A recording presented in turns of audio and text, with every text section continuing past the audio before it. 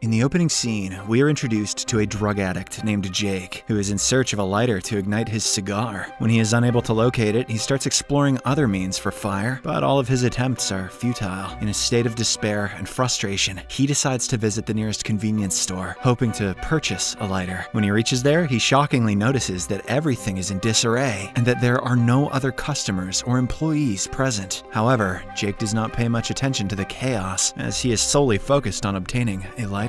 He eventually locates one and leaves the money on the counter before exiting the store. A drug addict would never have done that. As he walks back to his home, he begins to notice that the streets are barren and devoid of any human life. This causes him to feel bewildered and perplexed, as he is unable to comprehend how the world could be so empty. On the second day of this strange occurrence, Jake is wandering around when he stumbles upon a horrifying sight: a lifeless body of a woman lying under a bench. This freaks him out and he attempts to call 911 for help, but his efforts are in vain. The inability to reach emergency services only adds to Jake's growing sense of unease. Not long after, his worst fears are confirmed when he discovers yet another corpse. Worried, Jake rushes to his family house, only to discover his parents and sisters lying motionless on the bed. Damn. Full house. Overwhelmed by the devastation, Jake begins to question his own sanity and the reality of the situation. He is unsure if what he's experiencing is real or simply a hallucination brought on by his drug use. In an effort to snap out of it, he slaps himself repeatedly, hoping to wake up from the nightmare. It is at this moment that a 13-year-old smart boy named Sam approaches him. He reveals that the world has been struck by a mysterious sleep epidemic that causes people to die in their sleep. The boy warns Jake to stay awake,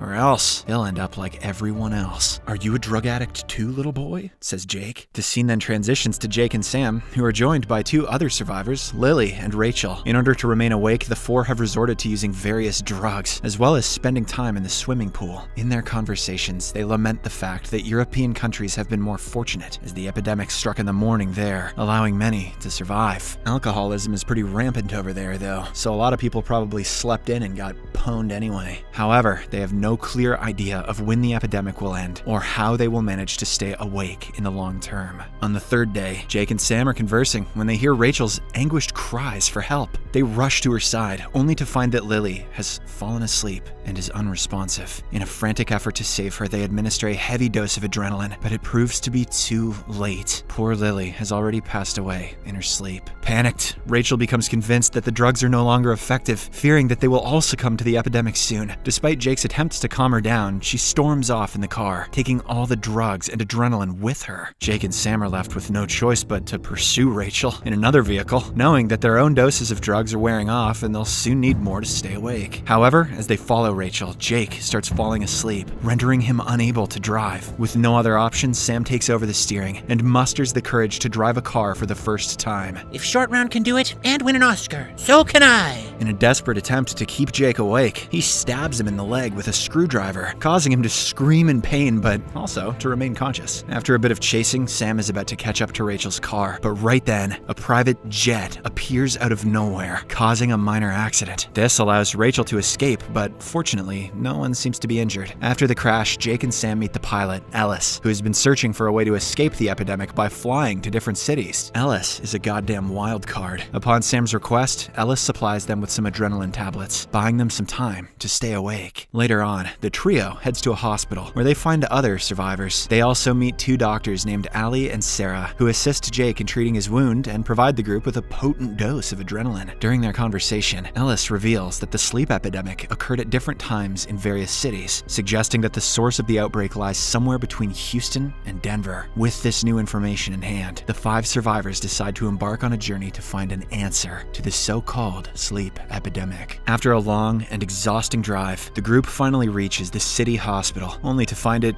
burnt down and abandoned. With no other options left, they decide to make their way to the next hospital, which is an hour away. However, Jake suggests taking a detour to the mortuary, located behind the police station. He hopes to find some useful information there that can help them in the long run. In the next scene, as the group enters the police station, they are taken aback by the sight of a wild party taking place amidst the chaos. It appears as if some people are trying to make the most of their limited time. Everyone knows when cops confiscate drugs, they keep them for themselves.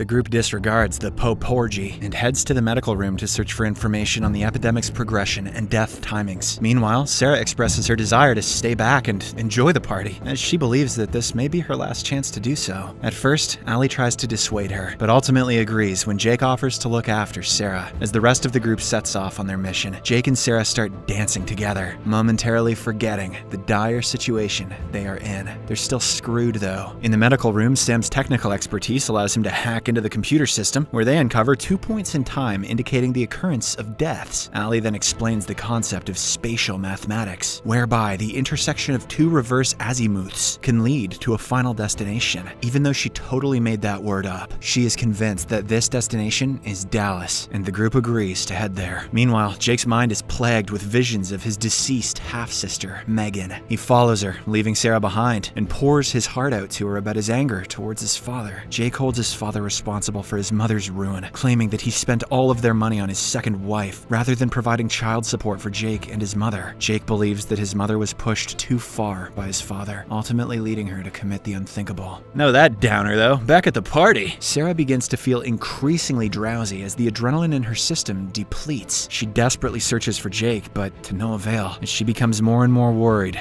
Panic sets in. After a while, Jake snaps out of his hallucination and realizes that he needs to return to the party. But when he arrives, he finds that Sarah has already succumbed to her fatigue and has fallen asleep. Allie is devastated by this and blames Jake for his negligence. Alice also joins in her anger, agreeing that they can no longer trust Jake to be a reliable member of the group. Fortunately, Sam speaks up in Jake's defense and urges the others not to abandon him. He argues that everyone deserves a second chance and that they should not be too quick to judge Jake based on his recent mistakes. Plus, it was Sarah's dumbass idea to consume depressants while trying to stay awake anyway. After much deliberation, the group finally decides to continue their journey to Dallas, but now with only 4 members. Jake is grateful for Sam's support and vows to make it up to the group by being more responsible in the future. On their way, their car suddenly picks up a radio signal. A woman's voice can be heard, urging people to go to Austin, where she claims that there is a cure for their current predicament. Allie recognizes the voice and quickly decides that they should change their destination to Austin. However, Alice isn't convinced and refuses to change their plans. This prompts Allie to decide to go alone. As they are about to part ways, Jake and Sam decide to accompany Allie, as they feel indebted to her for her loss. Before departing, Alice gives Allie a device that can track his location if she is within 100 miles of him. The group then sets off towards Austin, unsure of what they will find there, aside from some pretty damn good barbecue, that is. It's the 5th day now, and the trio consisting of Jake, Sam, and Allie are making their way to Austin. However, an unexpected and terrifying incident occurs when a lifeless body falls on top of their vehicle from an overpass, causing the car to lose control and collide with a tree. This collision causes Allie to hit her head and fall unconscious. Panicked, the boys frantically start looking for a way to revive her. Thankfully, Sam finds a bottle of water and splashes it on Allie's face, causing her to regain consciousness. They then temporarily bandage her wound to prevent the loss of blood. However, with their car now severely damaged, they have no choice but to continue their journey on foot. After miles of walking, the trio eventually reach South Austin, where they come across a group of Christian people who are in the process of honoring their dead. Allie, who is extremely exhausted, collapses on the ground, causing Jake and Sam to become very concerned. Fortunately, the Christian people spot her and immediately rush her to their parish. There, they give her a fetid drink called Salud, which manages to revive her. After this, Father Julio, who is the leader of the community, introduces himself to the trio and tells them that they are welcome to stay as long as they need to.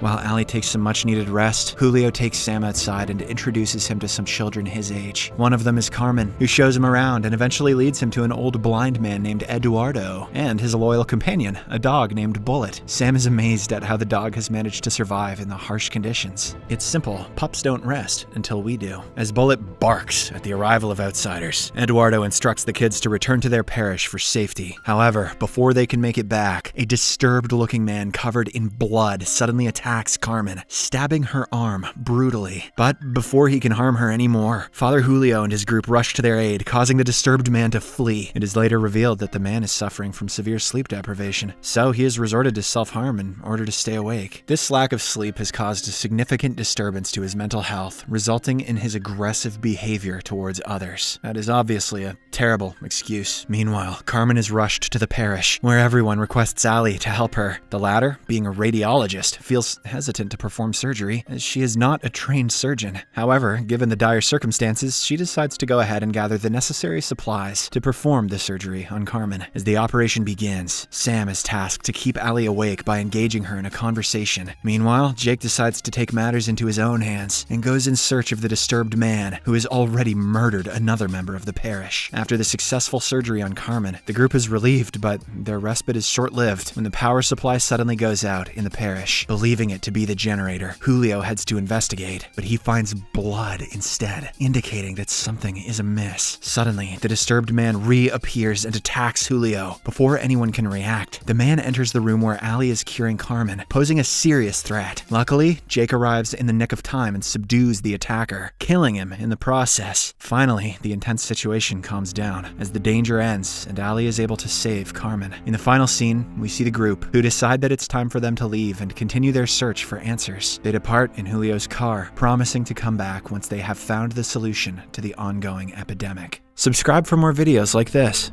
turn on notifications, and leave a like to help the channel out. Thank you for watching.